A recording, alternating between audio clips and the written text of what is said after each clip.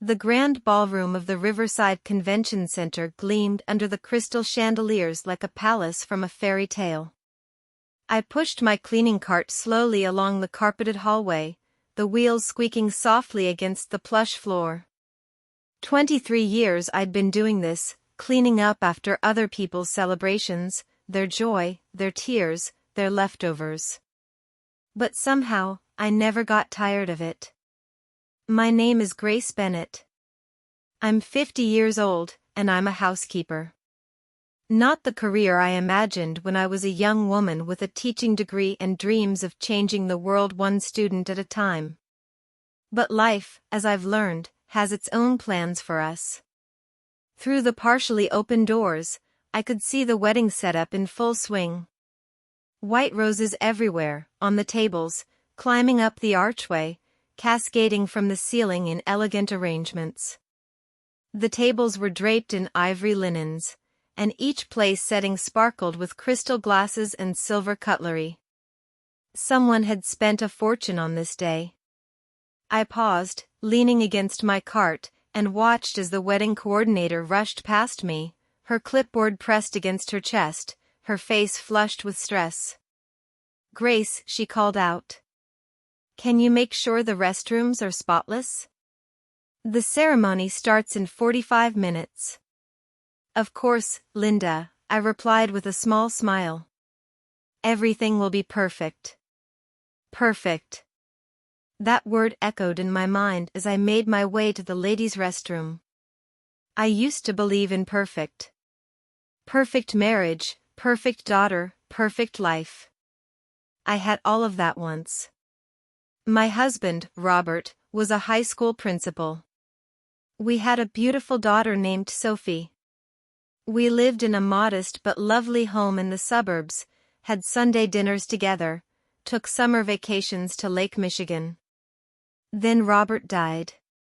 A drunk driver ran a red light 15 years ago, and in one terrible moment, my perfect life shattered into a million pieces. I had to sell the house. My teaching salary wasn't enough. Sophie was only 10, and I needed to be there for her, to work flexible hours. So I took a job as a housekeeper. I told myself it was temporary. But temporary has a way of becoming permanent when you're just trying to survive. The worst part wasn't the work. It was watching Sophie grow distant. She was ashamed of me, I think. When her friends asked what her mother did, she'd mumble something vague. By the time she was 18, the gap between us had grown too wide. She went to California for college, UCLA, and never came back. We talked maybe twice a year now. Birthdays. Christmas. Awkward conversations that left my heart aching for days. I shook my head, pushing the memories away. No sense dwelling on what I couldn't change. I finished the restrooms and headed back toward the ballroom. The guests were beginning to arrive now, dressed in their finest. Women in elegant dresses and men in sharp suits filed through the entrance, their laughter and chatter filling the air with anticipation. And then I saw her. The bride stood near the doorway of the bridal suite, and my breath caught in my throat. She was beautiful, yes, all brides are beautiful on their wedding day. But there was something else about her, something that made my heart squeeze painfully in my chest. She looked terrified. She was young, maybe 26 or 27, with soft brown hair pinned up in an elaborate updo. Her dress was simple but elegant, lace and satin that hugged her slender frame. But her hands were shaking as she clutched her bouquet of white lilies, and her eyes, large and hazel, were filled with an emotion I recognized all too well. Fear. I'd seen that look before. In my own mirror, years ago, when I realized I was alone in the world with a child to raise and bills I couldn't pay. I shouldn't have been watching her. I had work to do. But something held me there, frozen, as if an invisible thread connected us. Her maid of honor, a petite blonde in a rose-colored dress, fussed over the train of her gown. "Emma, you look absolutely stunning," the blonde gushed. "Brandon is going to lose his mind when he sees you." Emma. The bride's name was Emma. Emma smiled, but it didn't reach her eyes. "Thanks, Jess. I want everything to be perfect." There was that word again. Perfect. The ceremony began right on time. I stood in the back of the ballroom, partially hidden behind a tall floral arrangement, watching as Emma walked down the aisle on her father's arm. Her father was a stocky man in his late 50s, wearing a suit that looked slightly too tight. His face was weathered, his hands rough, working-class hands, like mine. But his eyes were bright with tears as he looked at his daughter. The groom, Brandon, waited at the altar. He was tall and handsome in a well-tailored navy suit, his dark hair perfectly styled. He smiled as Emma approached, but there was something in his expression that made me uneasy. Something cold behind the charm. "I've spent 23 years watching people. You learn to read faces when you're invisible, when people forget you're even in the room." And Brandon's face told me a story I didn't like. The ceremony was lovely. Traditional vows, a sweet reading from 1 Corinthians, the exchange of rings. Emma's voice trembled when she said, "I do." Brandon's voice was smooth and confident. They kissed.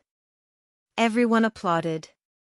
The DJ announced them as Mr. and Mrs. Brandon Hayes, and the ballroom erupted in cheers. And then came the reception. I moved through the room with practiced efficiency, clearing empty cocktail glasses, refilling water pitchers, staying invisible.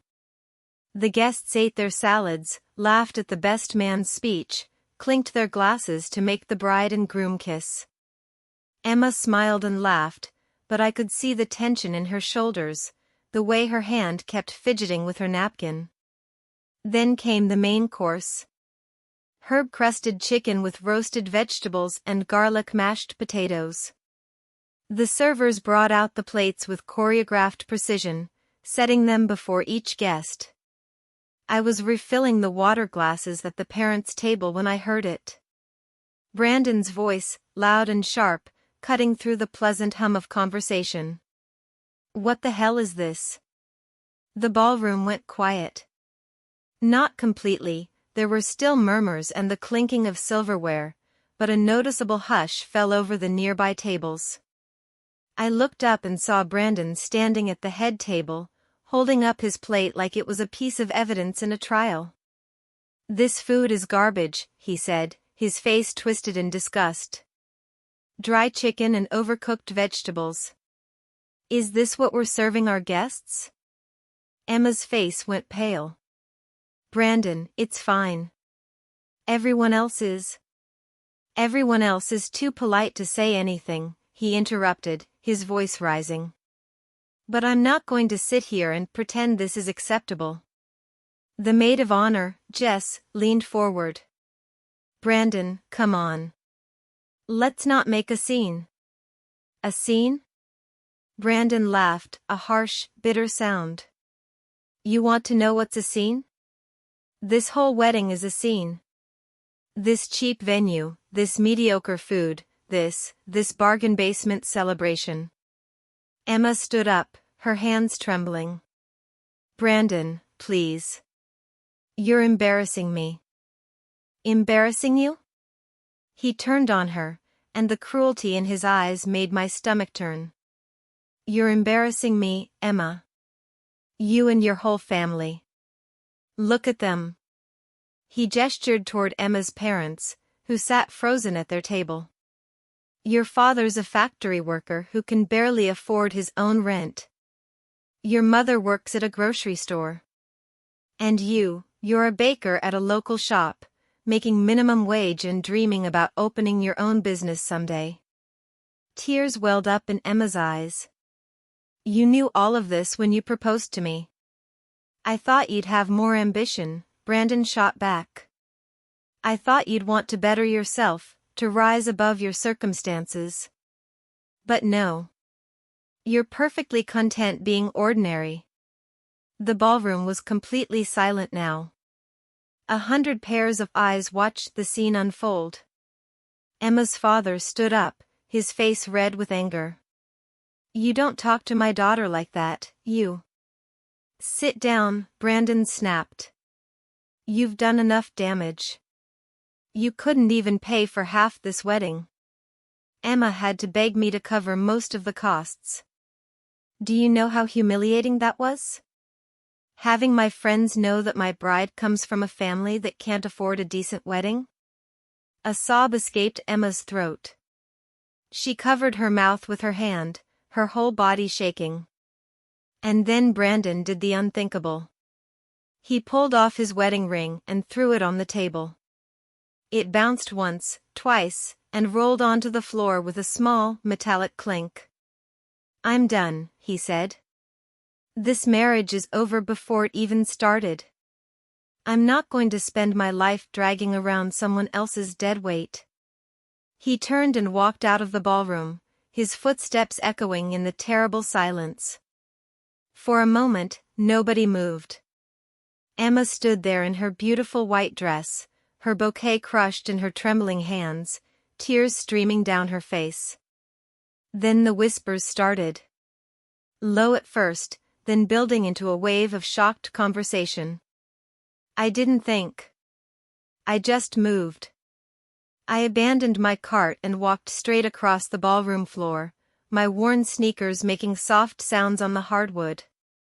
I walked past the head table, past the gaping guests, straight to Emma.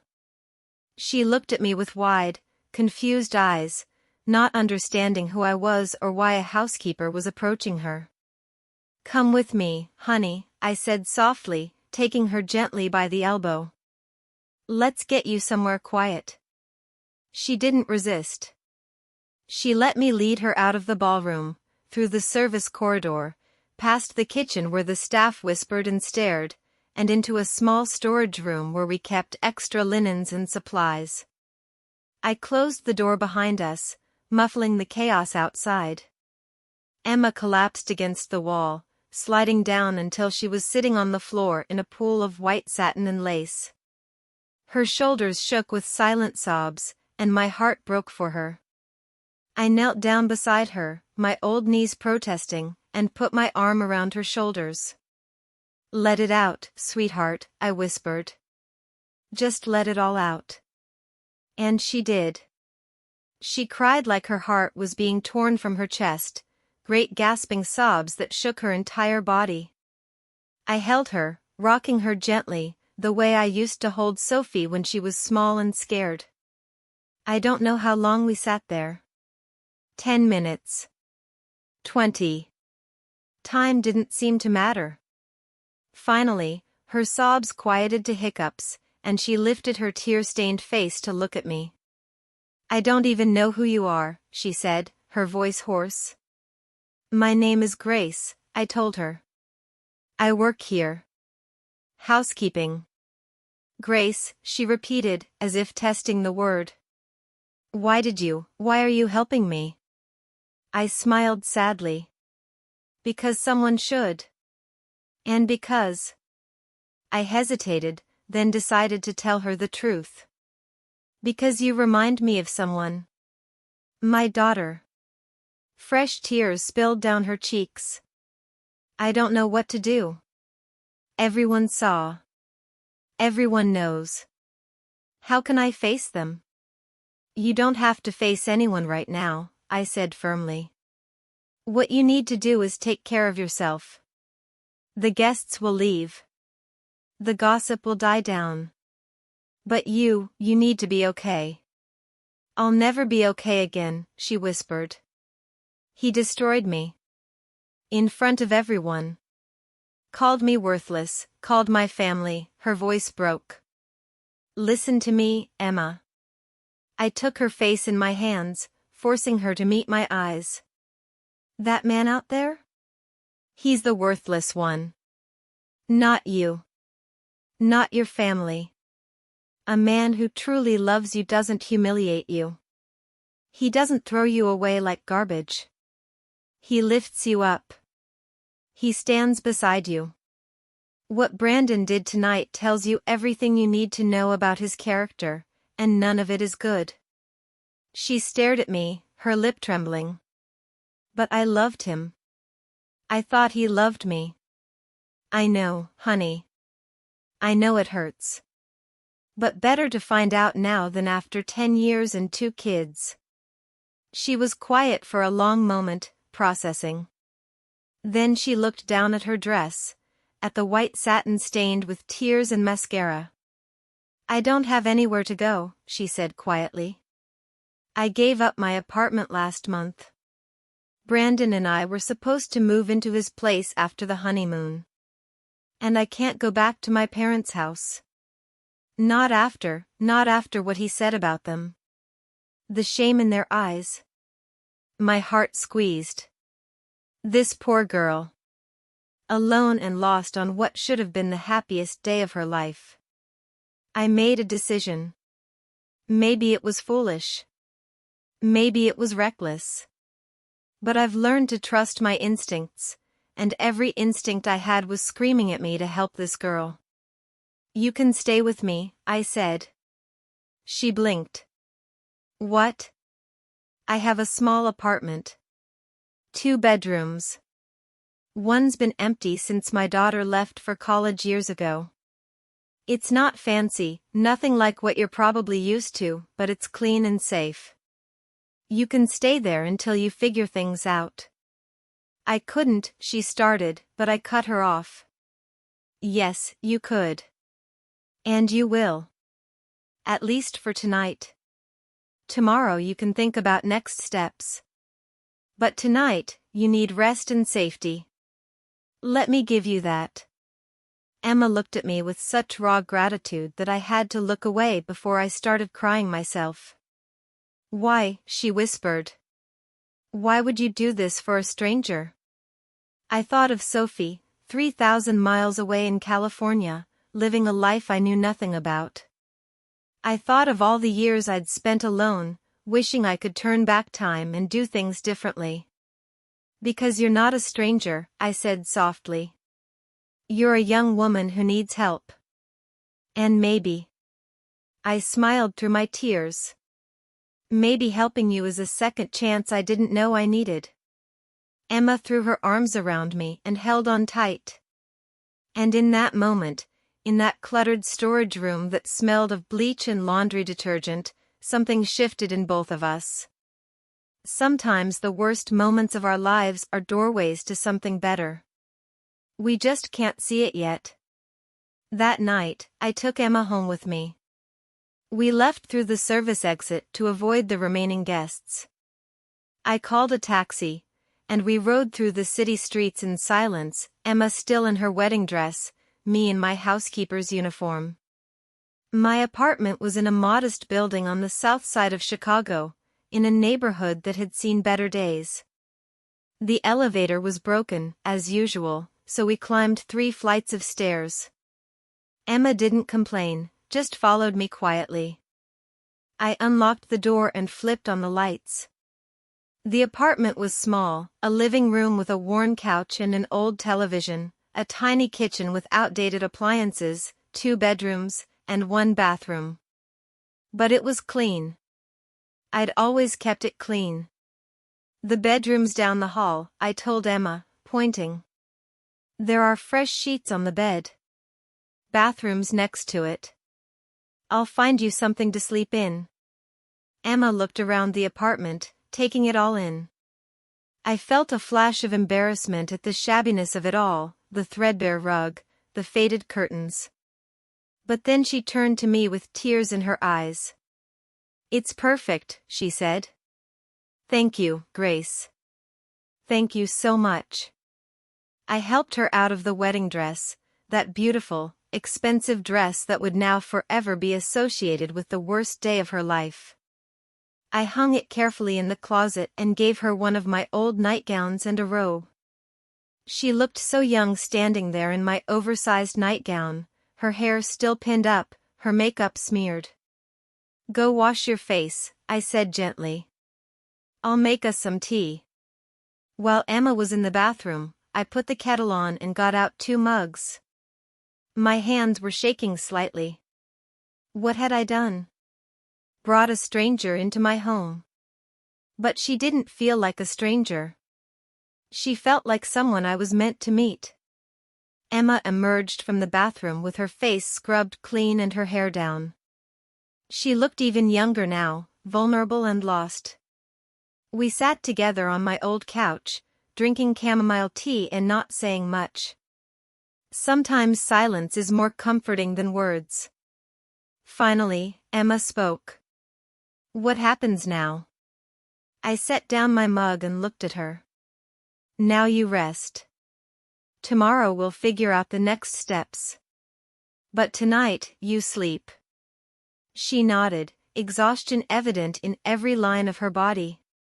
I walked her to the bedroom and tucked her in like she was a child. She was asleep almost before her head hit the pillow.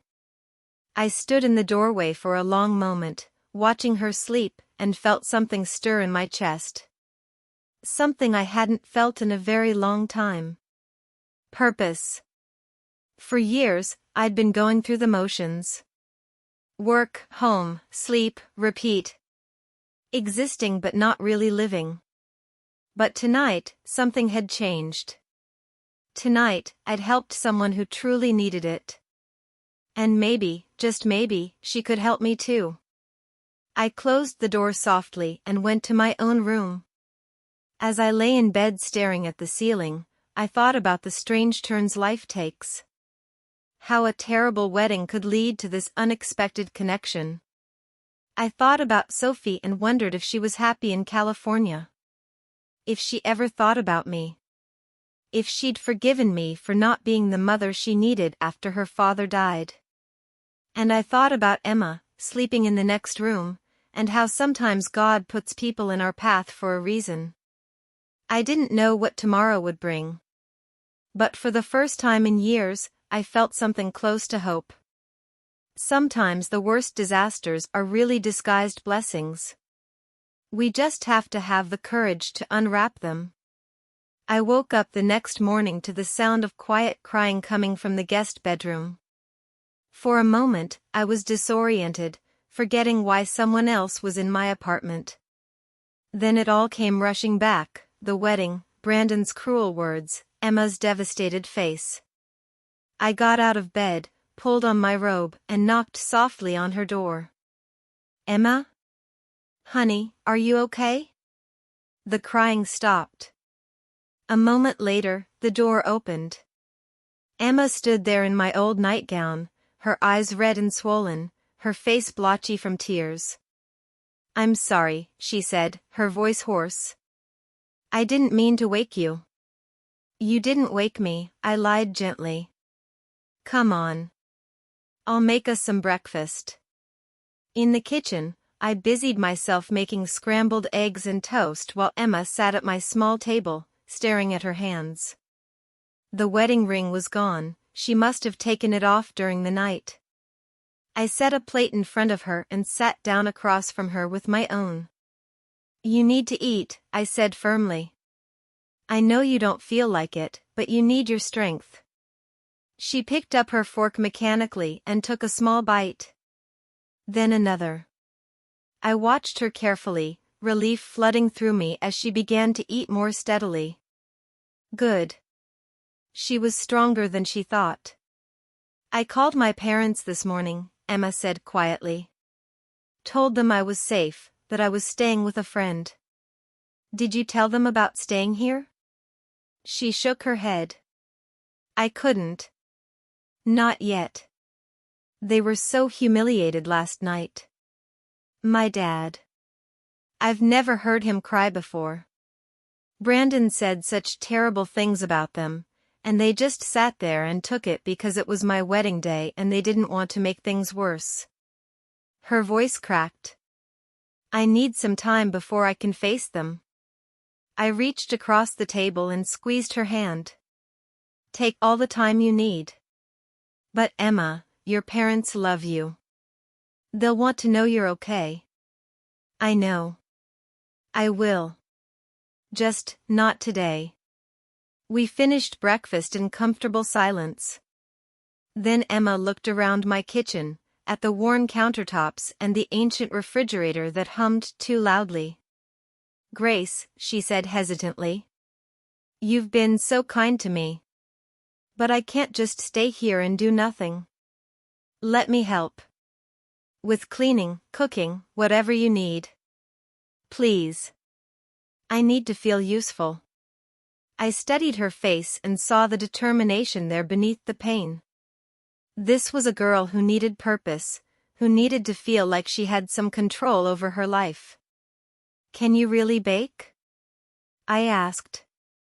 Brandon said you work at a bakery. A flicker of life came into her eyes. I love baking. It's the only thing I've ever been really good at. I've been working at Sweet Dreams Bakery for 6 years now. I know every recipe by heart. My specialty is custom cakes, wedding cakes, actually. She laughed bitterly. Ironic, isn't it? An idea began to form in my mind. A crazy idea, maybe. But then again, bringing Emma home had been crazy too, and that had felt right. What if, I said slowly, you could bake whatever you wanted? Not just what the bakery tells you to make, but your own creations? Emma looked confused. What do you mean? I stood up and walked to my bedroom. From the back of my closet, I pulled out an old shoebox. Inside were bank statements and a small passbook for a savings account I'd been adding to for years. 23 years of careful saving. Every extra dollar I could spare went into that account. I'd been saving it for something important, though I'd never quite known what. Maybe for Sophie, if she ever needed help. Maybe for emergencies. Or maybe for this. I brought the box back to the kitchen and set it on the table in front of Emma. I have $37,000 saved, I said. It's not a fortune, but it's enough to start something. What if we opened a bakery? A small one. Your bakery. Emma's eyes went wide. Grace, no. I can't let you. It wouldn't be charity, I interrupted. It would be a business investment. You'd be the baker, the creative mind. I'd help with the business side, managing books, handling finances. I may be a housekeeper now, but I wasn't always. I taught elementary school for 12 years. I know how to manage budgets and organize things. But that's your life savings. What if it fails? What if I'm not good enough? I looked her straight in the eye. Emma, that man last night tried to make you believe you were worthless. But I saw your face light up when you talked about baking. That's not the face of someone who's not good enough. That's the face of someone who's found their calling. Tears welled up in her eyes again, but this time they were different. Not tears of despair, but of hope. Why are you doing this? She whispered. You barely know me. I thought about that question. Why was I doing this? Maybe it was because I saw in Emma the daughter I'd lost touch with. Maybe it was because I was tired of playing it safe, of living a small, careful life. Maybe it was because for the first time in 15 years, I felt truly alive. Because, I said simply, sometimes life gives us second chances. And I think you're mine. Emma stood up, walked around the table, and hugged me tightly. Okay, she said into my shoulder. Let's do it.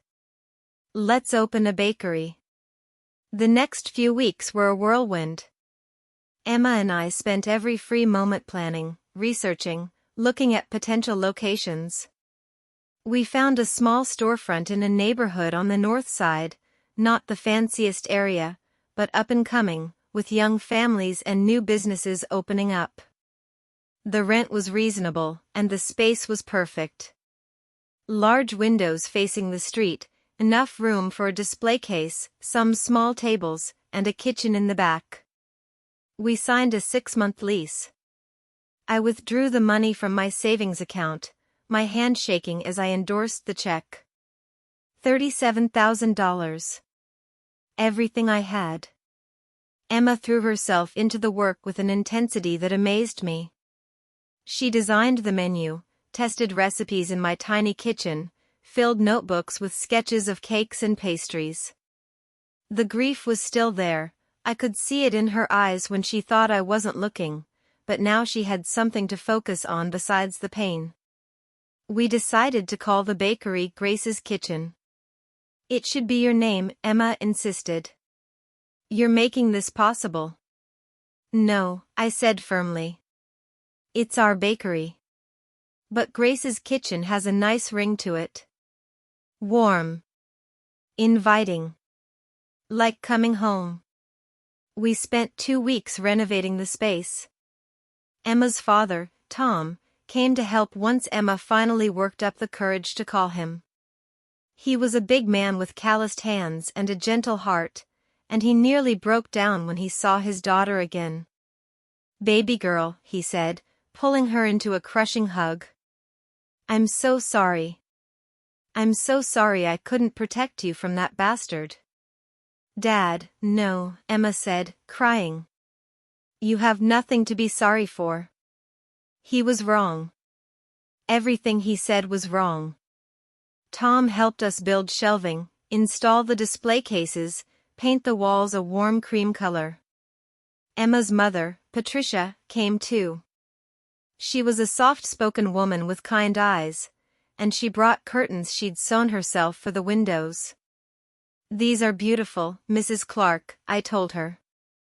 Please, call me Patty, she said, squeezing my hand. And thank you.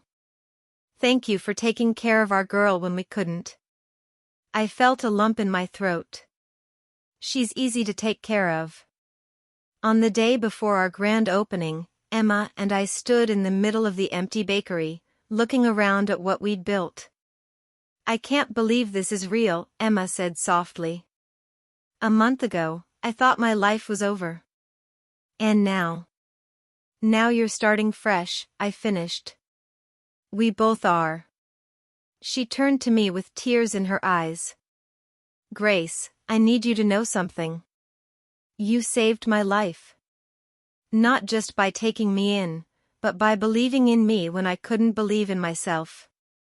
You're like the mother I always needed but didn't know I was looking for. My own eyes filled with tears. And you're like the daughter I've been missing. We hugged, and in that moment, I felt something shift inside me. The loneliness that had been my constant companion for so many years began to ease. Opening day was terrifying and exhilarating. We'd put up flyers around the neighborhood, posted on social media, and held our breath. The first customer arrived at 7:30 in the morning, an elderly man who ordered a coffee and a blueberry muffin. This is delicious, he said after his first bite, his eyes widening. Best muffin I've had in years. I'll be back. And he was. By the end of the first week, we had a small but steady stream of regulars. By the end of the first month, there was a line out the door every morning. Emma's talent was undeniable. Her cinnamon rolls were legendary, soft, gooey, perfectly spiced. Her custom cakes were works of art. She created a signature dessert, a chocolate lavender tart, that people drove from across the city to try.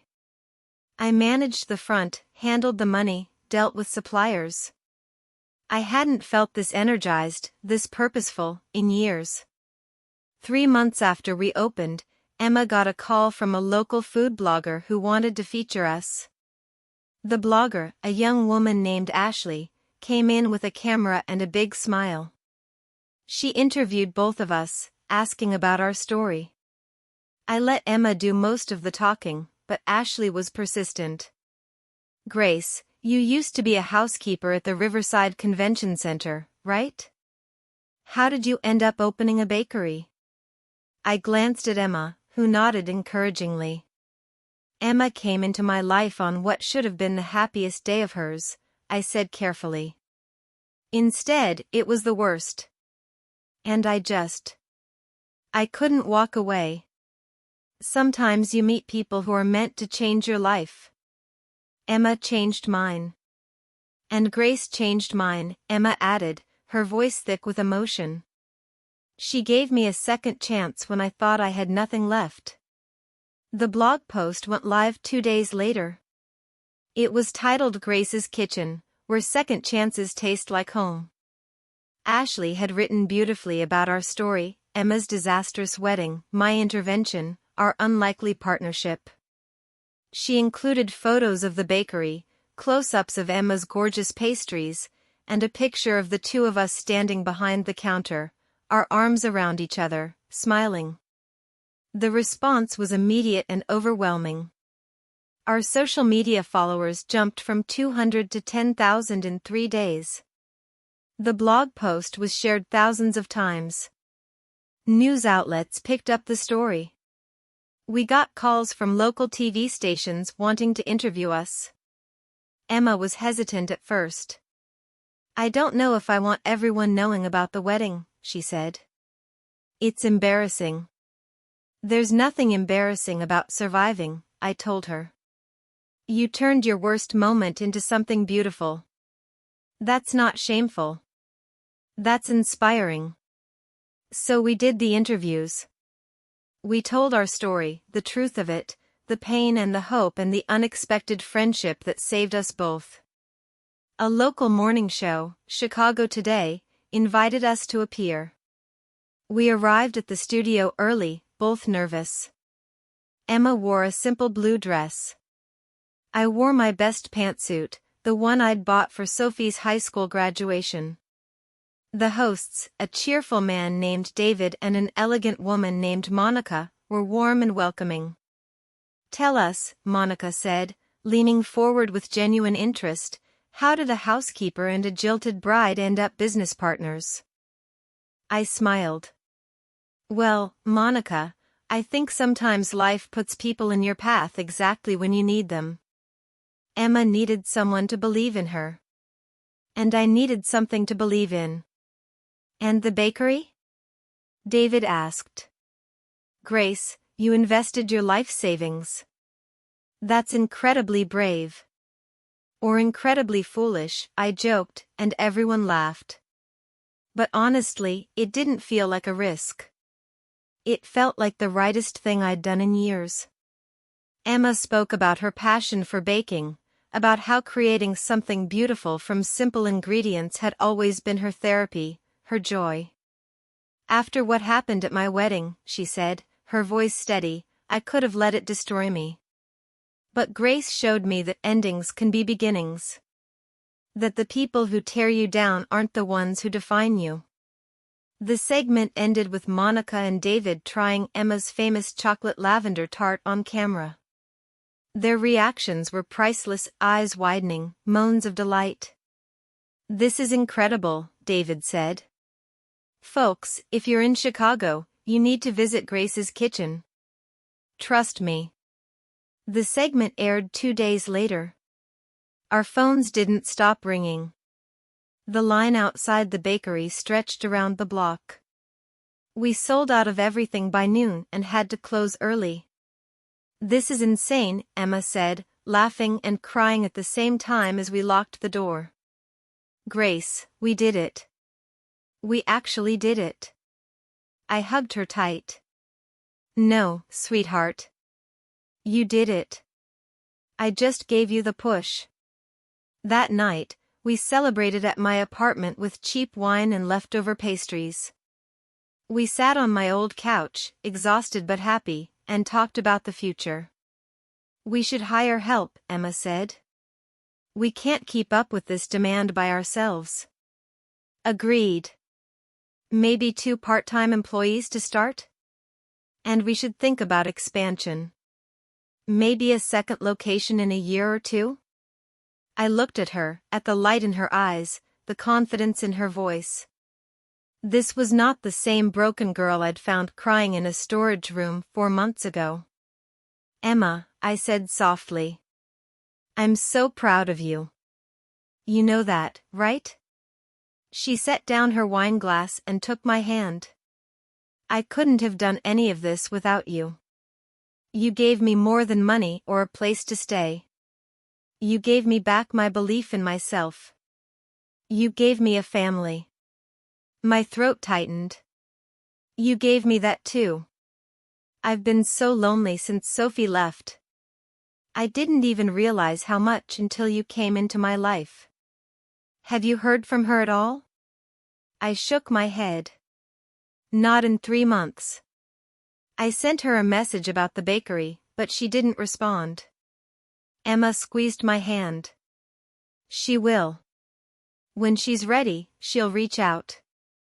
And when she does, she's going to be so proud of you." I wanted to believe that. But the silence from Sophie hurt more than I wanted to admit. Still, I had Emma now. And the bakery. And a purpose that made me want to get up every morning.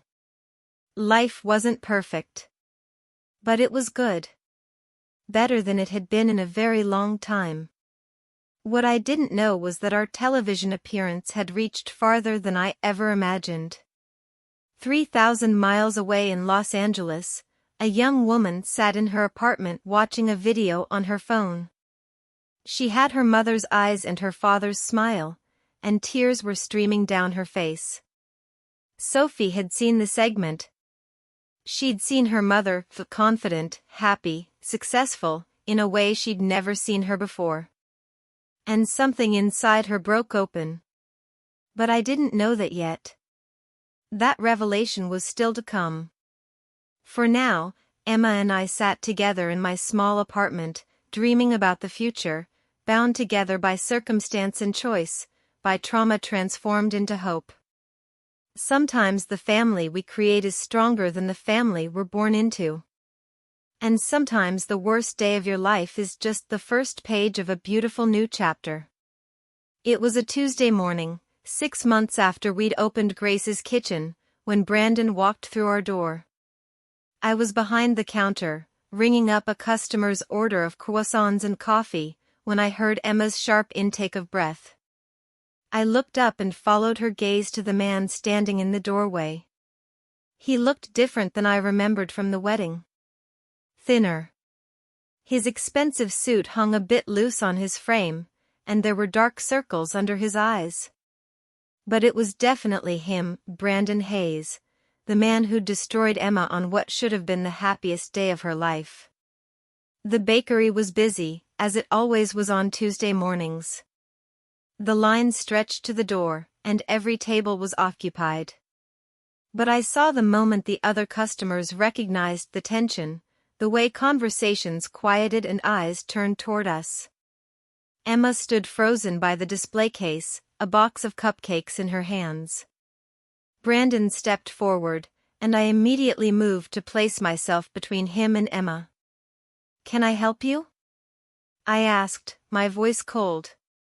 He barely glanced at me. "I need to talk to Emma." "Please." "I don't think that's a good idea," I said firmly. "Grace, it's okay." Emma's voice was quiet but steady. She set down the cupcake box and came to stand beside me. "What do you want, Brandon?" He looked at her, and I saw something in his face that might have been genuine regret. Or maybe just embarrassment that his cruelty had been so publicly exposed. "Can we talk privately?" he asked. "Please. Just 5 minutes." Emma looked at me, and I nodded slightly. It was her choice. She was stronger now, strong enough to face him. "We can talk outside," Emma said. "Grace, can you?" "I'll be right here," I promised, touching her arm. "You just call if you need me." They went outside, standing on the sidewalk where I could see them through the large front window. The customers pretended not to watch, but I could feel the tension in the room. Through the glass, I saw Brandon talking, his hands gesturing. Emma stood with her arms crossed, her face unreadable. The conversation lasted maybe 10 minutes, though it felt like hours. Finally, Emma shook her head firmly and turned to come back inside. Brandon reached for her arm, and I was halfway to the door when Emma pulled away from him and said something sharp. He stepped back, his face flushing. Emma came back inside, and I searched her face for signs of distress. But she looked calm. Resolute. "You okay?" I asked quietly. She nodded. "I'm fine. Better than fine, actually." Brandon stood outside for another moment, staring through the window at Emma. Then he turned and walked away. The bakery slowly returned to its normal bustle.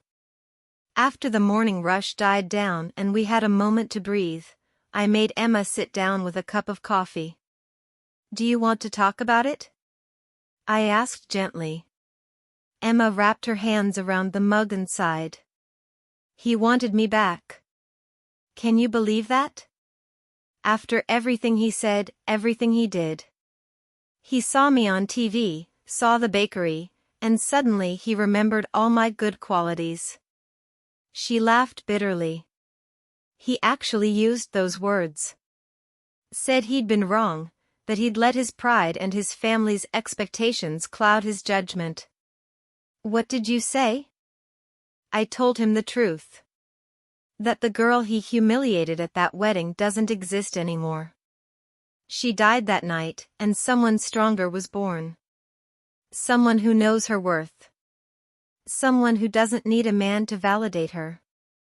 Emma looked up at me with clear, bright eyes. I told him that he did me the biggest favor of my life by walking away, because if he hadn't, I never would have found you. Never would have found myself. Pride swelled in my chest.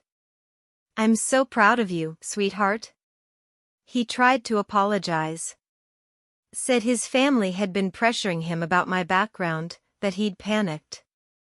He wanted to know if we could start over, take things slow. She shook her head. "But you can't unsay the things he said. You can't undo that kind of cruelty. And honestly, I don't want to. I like who I've become without him." "Good," I said firmly. "You deserve someone who sees your worth from the beginning, not someone who only comes back when you become successful." Emma smiled. "You know what the funny thing is? I'm not even angry anymore. I just feel nothing. He's a stranger to me now. And that's exactly what he should be." We got back to work, and I thought that was the end of it. Brandon would disappear back into whatever life he was living, and we'd continue building ours. But 2 days later, Brandon's mother showed up. Mrs. Hayes was exactly as I remembered her from the wedding, elegantly dressed, perfectly coiffed, with an air of superiority that preceded her like expensive perfume. She walked into Grace's kitchen during the afternoon lull, when Emma and I were preparing tomorrow's inventory. Her gaze swept over the bakery with thinly veiled disdain. "Emma," she said coolly. "I need a word with you." Emma straightened, and I saw her shoulders tense. But she met Mrs. Hayes's gaze steadily. "Mrs. Hayes. I don't think we have anything to discuss." "On the contrary." Mrs. Hayes approached the counter. "I think we have quite a bit to discuss. Brandon is miserable. He made a terrible mistake, and he's trying to make amends. The least you could do is hear him out." I stepped forward. "The least she could do? Your son humiliated her in front of 100 people, called her worthless, and abandoned her on their wedding day. Emma doesn't owe him anything." Mrs. Hayes finally looked at me, her lip curling slightly. "And you are?" "I'm Grace Bennett. Emma's business partner. And her friend." Yes. The housekeeper with delusions of grandeur." Mrs. Hayes's voice dripped with condescension. I saw the news coverage. Very inspiring, pulling yourself up from poverty. But surely you understand that real success comes from breeding, from family legacy. Not from baking cookies. Emma's face flushed with anger. Don't you dare talk to Grace that way. She has more class and dignity in her little finger than your entire family has combined. Emma, be reasonable? No. Emma's voice was sharp as a blade. You be reasonable. Your son treated me like garbage because I didn't come from money. Because my father works in a factory and my mother works at a grocery store. But those people loved me. They supported me. They built their lives through hard work and sacrifice. Brandon never had to work for anything in his life, and it shows. He's weak. And cruel. And I want nothing to do with him or your family. Mrs. Hayes's face paled with anger. You'll regret this. Brandon could have given you everything, a beautiful home, financial security, social standing. Instead, you're choosing this. She gestured dismissively at the bakery. A temporary success built on sympathy and a sad story. How long do you think people will care about the jilted bride? I stepped forward, and something in my expression made Mrs. Hayes take a step back. Ma'am, I said, my voice deadly calm. You need to leave. Now. And if you or your son come near Emma again, I'll file a restraining order. Is that clear? For a moment, Mrs. Hayes looked like she might argue. Then she collected herself, smoothed her jacket, and walked toward the door. At the threshold, she turned back. You're making a mistake, Emma. Both of you are. No, Emma said quietly. The only mistake I made was saying yes when Brandon proposed. Everything since then has been the best decision of my life. The door closed behind Mrs. Hayes, and the silence in the bakery was deafening. Then Emma started laughing. Not hysterical laughter, but genuine, joyful laughter that made her whole body shake. Did you see her face? Emma gasped. When you threatened the restraining order. Oh my God, Grace. You were magnificent. I found myself laughing too, the tension releasing in waves. She deserved worse. How dare she come in here and... It doesn't matter, Emma interrupted, still grinning. None of it matters. They can't hurt me anymore. I won't let them. And I believed her. Emma had transformed from that devastated girl in a wedding dress into a woman who knew her own mind and heart. That evening, after we closed the bakery, Emma and I walked back to my apartment together. It was something we did most days now, walking through the neighborhood, talking about the day, making plans for tomorrow. My phone rang just as we reached my building. I pulled it out, glanced at the screen, and froze. Sophie. My daughter's name glowed on the screen, and my heart seemed to stop beating. Grace? You okay? Emma asked, concerned. It's Sophie, I whispered. My daughter. Emma's eyes widened. Answer it. Go, go. My hands trembled as I swiped to accept the call. Hello? Mom? Sophie's voice came through, tentative and thick with emotion. Mom, it's me. Tears sprang to my eyes instantly. Sophie. Oh, sweetheart. I'm so glad you called. Can we talk? I mean, really talk? Not like our usual awkward birthday calls. Of course. Of course we can talk. Emma squeezed my arm and mouthed, I'll give you privacy. She headed into the building, leaving me on the sidewalk. I sat down on the front steps, my whole body shaking. I saw you on TV, Sophie said. The Chicago Today segment. I saw you and Emma and the bakery, and Mom, I couldn't stop crying. Sophie. Please, let me finish. I need to say this.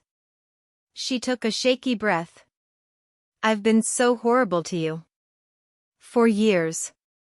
I was ashamed of you for working as a housekeeper, ashamed that we didn't have money, ashamed that I couldn't invite friends over to our tiny apartment.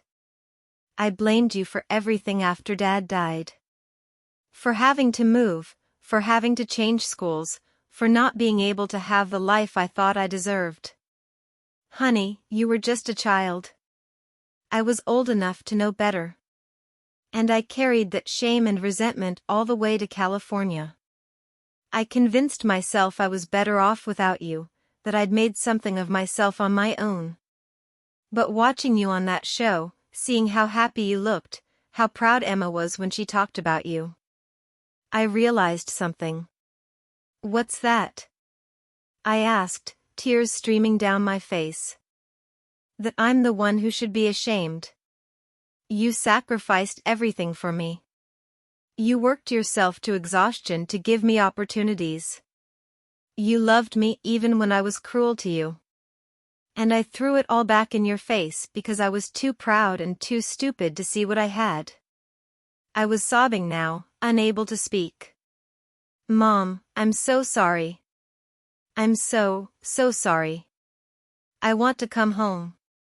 I want to see you. I want to meet Emma and see the bakery and be part of your life again. If you'll have me. If I'll have you? I choked out. Sophie, you're my daughter. I've missed you every single day. Of course I want you home. Of course I want you in my life. We both cried then, 3,000 miles apart, connected by a phone line and years of love that had never really broken, just bent under the weight of grief and misunderstanding. When can you come? I asked when I could speak again. I can get a flight this weekend. I have some vacation time saved up. Mom, I have so much to tell you. So much lost time to make up for. We have all the time in the world, sweetheart. All the time in the world. After we hung up, I sat on those steps for a long time, crying and laughing and feeling more whole than I had in 15 years.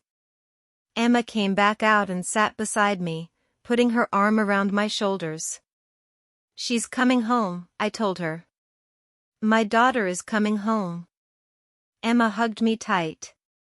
I'm so happy for you, Grace. So incredibly happy. You know what the strangest part is? I said, wiping my eyes. If Brandon hadn't walked out on you, if I hadn't helped you that night, none of this would have happened. I wouldn't have the bakery. Sophie wouldn't have seen me on TV. We wouldn't have found our way back to each other. Life is funny that way, Emma said softly. The worst moments lead to the best ones. That Saturday, I stood at O'Hare Airport, my heart pounding, watching passengers stream through the arrivals gate. Emma stood beside me, having insisted on coming for moral support. I want to meet her, she'd said. If she's important to you, she's important to me. Then I saw her. Sophie. My daughter. She'd changed so much in the 5 years since I'd last seen her in person. She was 25 now, a woman, not the angry teenager who'd left for California. She wore jeans and a UCLA sweatshirt, her dark hair pulled back in a ponytail. She had her father's eyes. Our eyes met across the crowd, and suddenly we were running toward each other. We collided in the middle of the terminal, holding each other tight, both of us crying. Mom, Sophie sobbed into my shoulder. Mom, I missed you so much. I missed you too, baby.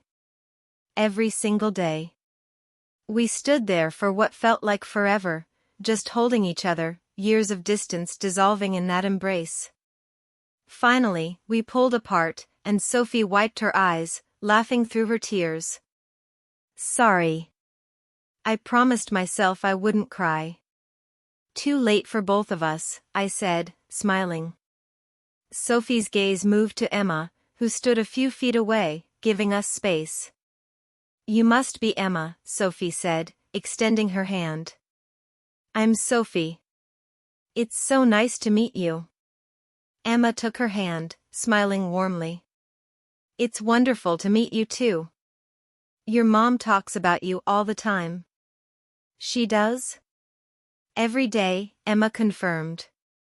You're very loved. Sophie's eyes filled with tears again. I don't deserve it. Yes, you do, I said firmly. We all make mistakes, sweetheart. What matters is that you're here now. We drove back to the city together, Sophie in the back seat of Emma's car, catching me up on her life in Los Angeles. She worked in marketing for a tech startup, had a small apartment in Santa Monica, enjoyed hiking on weekends. But there was a loneliness in her voice that I recognized. She'd been running from her past, from her grief, from me. And it had left her adrift. I want to show you the bakery, I said as we entered the city. If you're not too tired. Are you kidding? I've been dying to see it in person. Grace's kitchen looked beautiful in the afternoon light. We'd recently repainted the exterior a soft yellow, and flower boxes now hung beneath the windows, bursting with colorful blooms. I watched Sophie's face as she took it in, and I saw wonder there. Mom, she breathed. This is amazing. Inside, we'd kept one table open, and I'd asked our new employee, Marcus, to prepare a selection of Emma's best pastries. Sophie tried everything, the chocolate lavender tart, the cinnamon rolls, the lemon bars, the signature raspberry macarons. With each bite, her eyes widened more. Emma, these are incredible, she said. Seriously, I've eaten at some of the best bakeries in LA, and nothing compares to this. Emma beamed. Thank you. That means a lot. How did you learn to bake like this? Emma and I exchanged glances, and then Emma told Sophie the whole story. The wedding, Brandon's betrayal, how I'd found her in that storage room and brought her home. Sophie listened, tears streaming down her face. When Emma finished, Sophie turned to me. You spent your life savings on this. For someone you'd just met. I nodded. It felt right. But you could have used that money for yourself. You could have retired early, traveled, done anything you wanted. I am doing what I want, I said simply. This bakery, helping Emma, building something meaningful, this is what I want. Sophie stood up and walked around the table to hug me again. You're amazing, Mom. I can't believe I was ever ashamed of you. You're the strongest, bravest, most generous person I know. Over the next few days, Sophie became part of our little family. She helped out at the bakery, learning the routines, chatting with customers. She and Emma clicked immediately, bonding over their shared love of true crime podcasts and bad reality TV. One evening, the three of us sat in my apartment, eating takeout Chinese food and laughing about a difficult customer who'd insisted her gluten-free, sugar-free, dairy-free cupcake didn't taste exactly like a regular cupcake. Some people, Emma sighed dramatically, and we all laughed. Sophie set down her fork and looked at both of us. I've been thinking, she said. And I've made a decision. I'm moving back to Chicago. I nearly dropped my container of fried rice. What? I already talked to my boss. I can work remotely. And honestly, LA was never home. It was just a place I ran to because I was running away from something else. She reached across and took my hand. Home is here. With you. And I've wasted enough time. I couldn't speak. Emma reached over and squeezed my other hand. We can help you find an apartment, Emma offered. There are some nice places near the bakery. Actually, Sophie said, looking shy, I was hoping I could stay with Mom. At least for a while. If there's room. There's always room for you, I whispered. Always. That night, after Emma went home and Sophie was asleep in the guest room, her room now, I sat by the window looking out at the city lights. 6 months ago, I'd been a lonely housekeeper with an estranged daughter and a life that felt like it was slowly fading away. I'd been going through the motions, existing but not truly living. And then Emma had walked into my life, or rather, I'd walked into hers at her moment of greatest need. And everything had changed. I'd helped her, yes. But she'd saved me too. She'd given me purpose, given me hope, reminded me that it was never too late for a new beginning. And now Sophie was home. My daughter was home. Sometimes the worst disasters are really blessings in disguise. Sometimes the people we help end up helping us even more. Sometimes broken things can be mended into something even more beautiful than they were before. I thought about Brandon, about how his cruelty had set all of this in motion. I should probably hate him. But I didn't. I just felt grateful. His worst act had led to my best life. The next morning, all 3 of us walked to the bakery together. Sophie had started calling us her girls, and Emma had started calling me Mom. Not all the time, but often enough that it made my heart swell every time I heard it. We opened the bakery, the morning sun streaming through the windows, the smell of fresh bread and coffee filling the air. Customers lined up, regulars who knew our names and our stories. Emma was at the counter, helping a customer choose between the lemon tart and the chocolate croissant. Sophie was in the back, learning how to make Emma's famous cinnamon rolls. And I was in the middle of it all, managing the flow, keeping everything running smoothly. This was my life now. Not the life I'd planned. Not the life I'd imagined when I was young and full of dreams.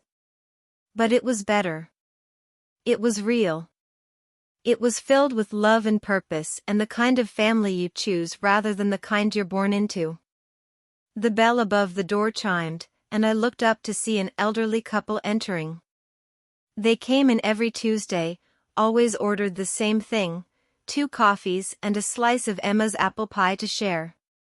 "Good morning, Grace," the woman called out.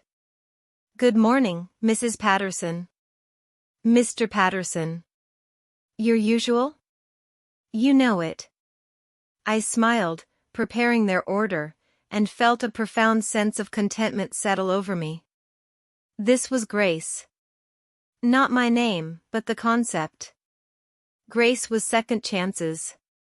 Grace was forgiveness. Grace was love you didn't earn but received anyway. Grace was the unexpected gift of connection, of family, of home. Grace was a housekeeper who became a baker. A broken bride who became a businesswoman. A distant daughter who found her way home. Grace was all of us, imperfect and scarred and beautiful, building something new from the ruins of what we'd lost. Behind me, I heard Emma laugh at something Sophie said, and my heart felt so full I thought it might burst. "Thank you," I whispered to the universe, to fate, to whatever force had brought us all together. Thank you for the disasters that led to blessings. Thank you for the courage to help a stranger. Thank you for second chances and new beginnings and families built from love rather than blood. Thank you for grace. The bakery filled with the sounds of conversation and laughter, with the smell of fresh pastries and coffee, with the warmth of community and connection. And I knew, with absolute certainty, that I was exactly where I was meant to be. Sometimes it takes losing everything to find what really matters. And sometimes the worst day of your life is just the first day of your real life beginning.